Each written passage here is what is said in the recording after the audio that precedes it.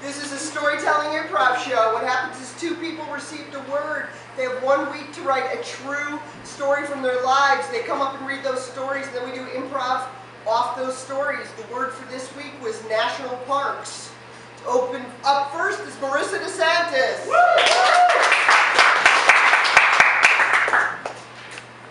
I was a preteen wolf girl. In 3rd grade, my favorite authors were Jack London and Jean Craighead George. My copies of White Fang, Julie of the Wolves, and My Side of the Mountain were tattered by the time I hit middle school. About the same time, I entered a 4-year period of physical discomfort and embarrassment. The mid-90s were a perfect storm of wolf activity. Wolf Wilderness opened at the Cleveland Metro Park Zoo. The Minnesota Timberwolves were enjoying their Kevin Garnett era. And my family took a trip to Yellowstone National Park in 1995, the same year 66 gray wolves were reintroduced to the ecosystem. I took home several wolf shirts on that vacation, and unlike the gaunt, sleepy-eyed hipsters folding skinny jeans at Urban Outfitters, I did not wear these shirts ironically. My top 3 wolf shirts.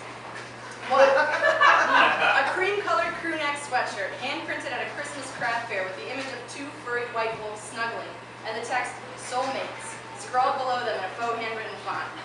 This item was purchased for me by my dear grandmother, the only person who should be allowed to wear a shirt like this without being subject to ridicule. 2. A black, glow-in-the-dark, short-sleeved t-shirt with a bust of a wolf staring straight forward as other wolf vignettes float in the background under the light of a bright full moon. This shirt had Yellowstone National Park printed on the sleeves, and it was special. I would later throw it away with a bunch of other items I deemed embarrassing as I navigated high school. 3. A heathered gray t-shirt with busts of 2 wolves on it. The text, "Yellowstone Restoration Project," autographed by Doug Smith, renowned Yellowstone National Park biologist, i.e. keeper of my dream job, 3rd through 7th grade, at the Cleveland Museum of Natural History, when I attended his lecture on the habits of the various Yellowstone wolf packs. I had an enormous crush on Doug Smith. Don't bother Googling him, you'll be very disappointed. I'm sure he was surprised when a 12-year-old girl asked for his autograph in the lobby of the museum. Being a chubby, wolf-obsessed girl in middle school was not fun. But walking with my cool, protective big brother at the Yellowstone Grizzly and Wolf Discovery Center, watching bears and wolves trot the perimeter, that was a safe place. In the lobby of the Cleveland Museum of Natural History, the same one where Doug Smith signed my shirt, the late Jean Craighead George autographed my copy of Julie's Wolf Pack and responded to my frantic introduction very simply, very warmly, "Keep writing." That's a safe place. I often laugh at the strange obsessions I had as a kid. If this week's word had been shark, I might have written about the time I dressed up as marine biologist Eugenie Clark on career day in the 3rd grade. The truth is, I can't let any of this go. These little quirks and deep-seated passions are stuck to me. But without all the bizarre stuff that makes you the weirdo that you are, you'll never find the right path.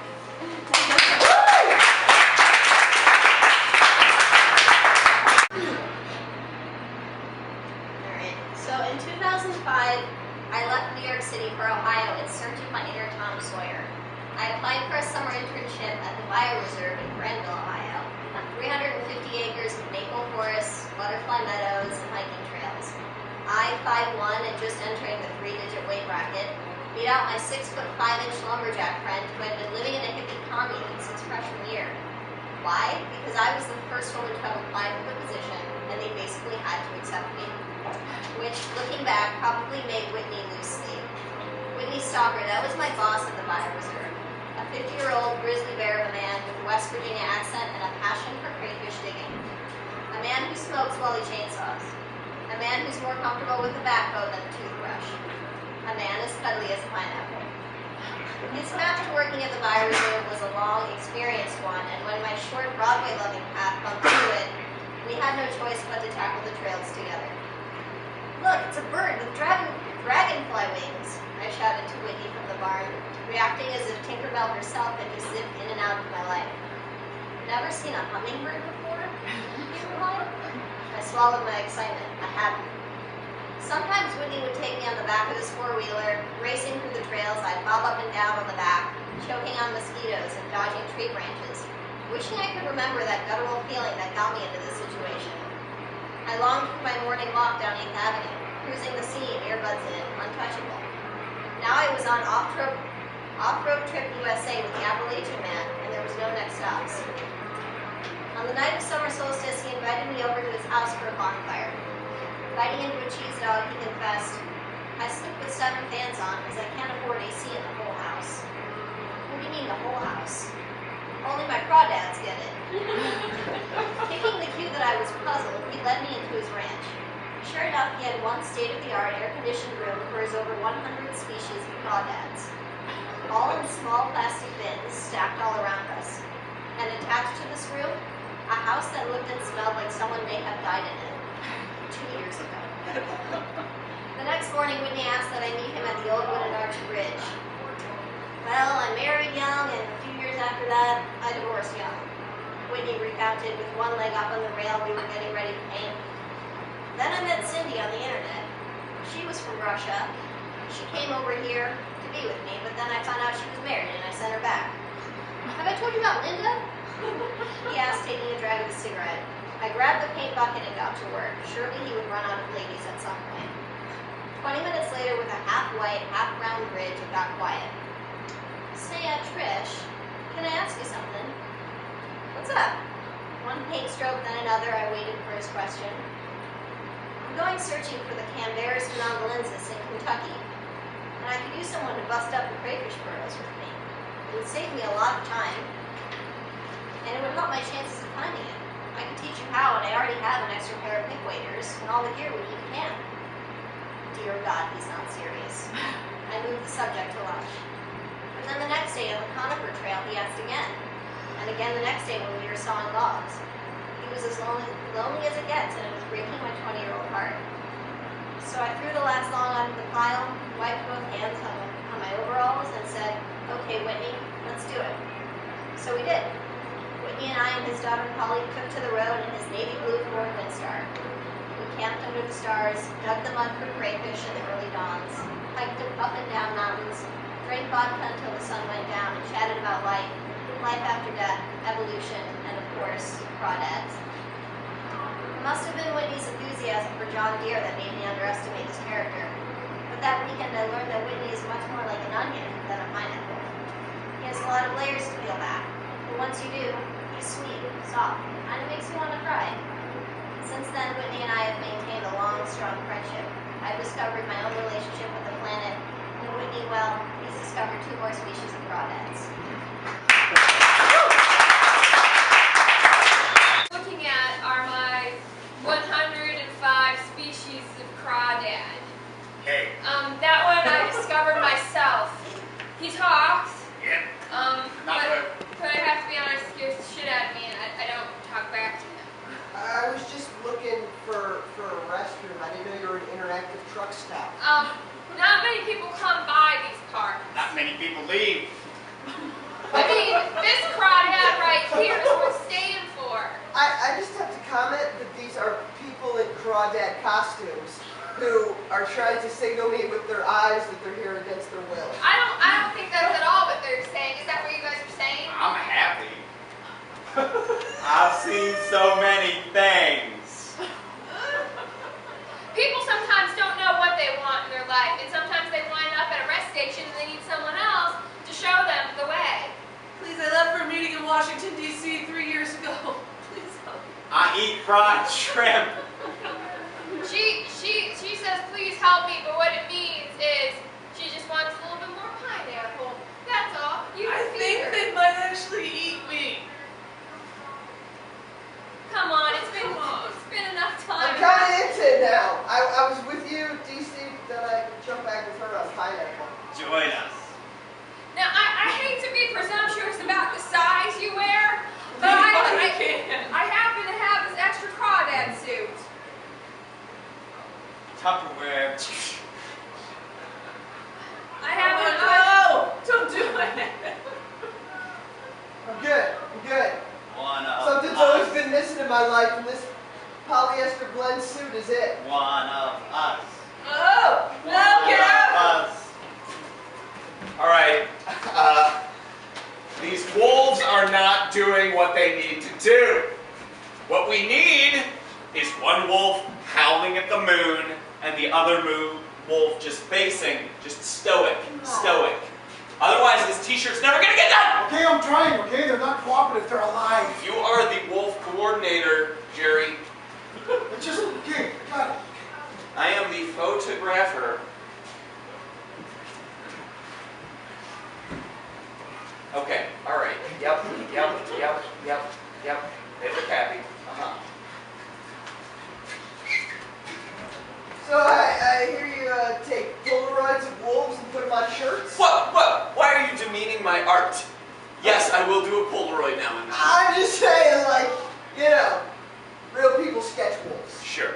That's just sort of, you know. So you're calling me not a real person, is that what you're saying? I'm just saying you're kind of phoning it in.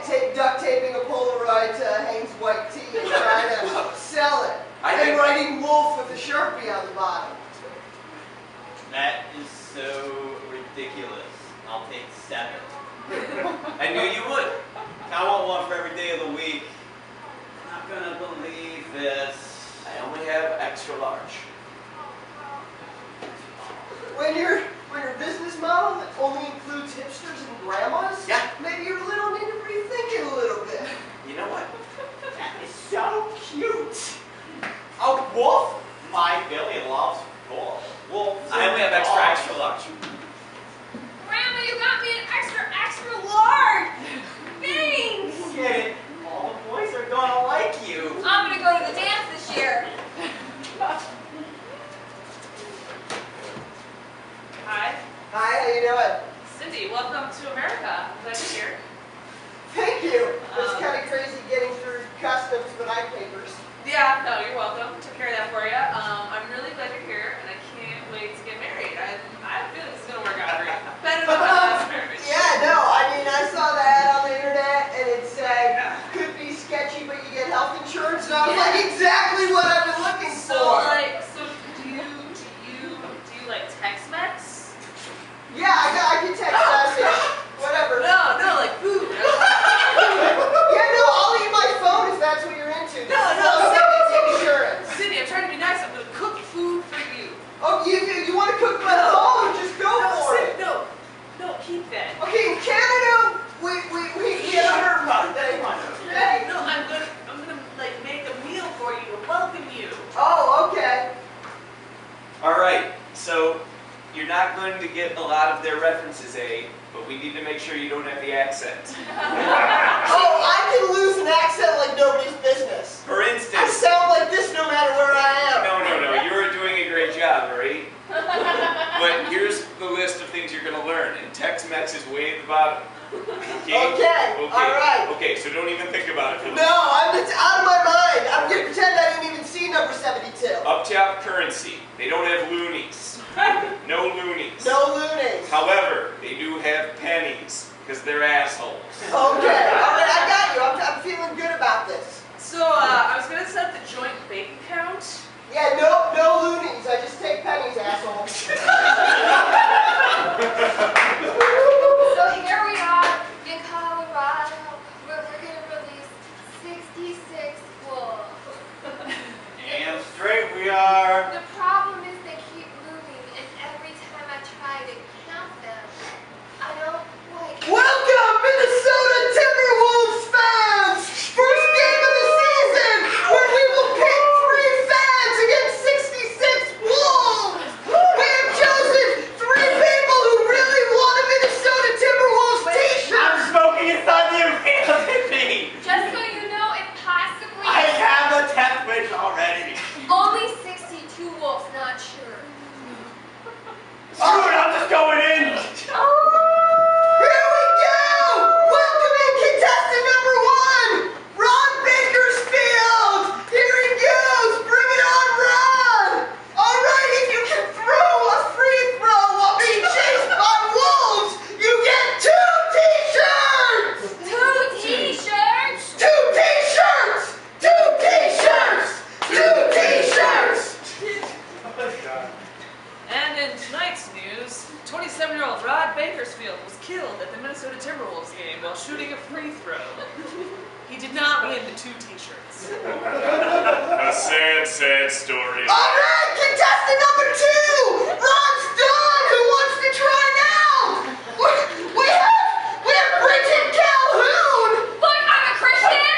I've watched all the movies where Christians take on lions! I can take on some... Alright, shoot your free throw for Jesus! Let's go, Bridget!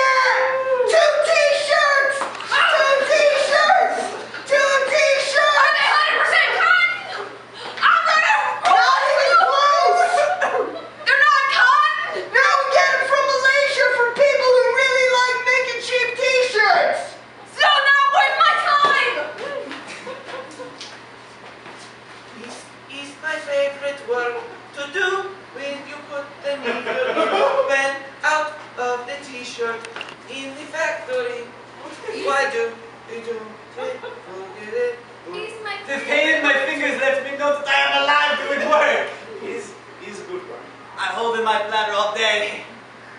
In my accent, it makes me smile. Thank God for those Italian tailors who taught us in Malaysia. I know that I can make up with the $2 for my family. Oh, Giuseppe.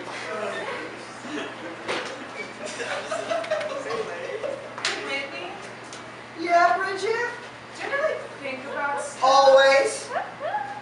I'm thinking about stuff right now. Do you ever think about like what we're gonna be doing in 10 years? Yeah, I was thinking last night, like, okay, there's a big world, and there's, basically 3 things you can think about. 3 things. Life or death, cosmos, and crayfish. That's it. That's life. Everything in life boils down to those 3 things. It's food, life or death. You see, things are so different in New York. We think about a lot of stuff. Yeah, it's your problem. You guys are all like, oh, can I wear this black with this brown? But here, I'm just thinking like, whoa, crayfish. Hey, Whitney, Yeah. do you have any friends in 10 years? I want to say yes, but I think that might be overstating That's it. weird, cause like you're a big like dude from West Virginia, and I'm a cute little girl from New York City. It's just like opposites. I love how you state the obvious about our parents. Whatever happened to that chick from New York City? I haven't seen her in 10 years. I don't know. She left, and I thought, well, I'm done with that. If she's not going to talk to me about what I matter about, I have a lot of things that I matter about. Yeah. I sit here and matter about Crawfish. things all day long. Hey, Whitney, Yeah, Bridget. we're gonna have like, how people have high school reunions every 10 years? Yeah. So I didn't have one because I graduated, but not really. Right. Because Malaysia. I'm gonna come visit. We're gonna have a reunion every 10 years. Okay. All right. That sounds really good. I'll just come and we'll look at the stars. And we'll talk about stuff. You'll discover like 2 more types of crayfish. That's a lot of pressure. But I was just thinking of today. What's It's been that? exactly 10 years since Bridget left. Amazing. I love how you take the risk of using a power saw and smoking at the same I time. like the way I can still hear you when I'm using a power saw. What? Oh, hold on. It could be the door, or it could be someone else with a power saw. Could be a crawfish coming in. Whitney, motherfucking I'm Whitney, and you're Bridget. Wait a second, who's there? Oh my God! Who are you? This is Bridget, the person I've been telling you about this whole time. This is my Cosmo buddy. And you know what the funny thing is?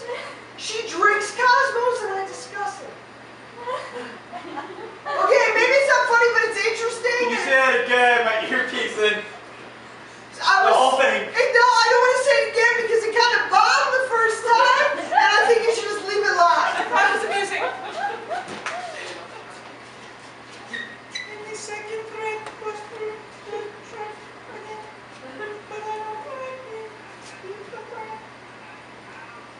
What amazing!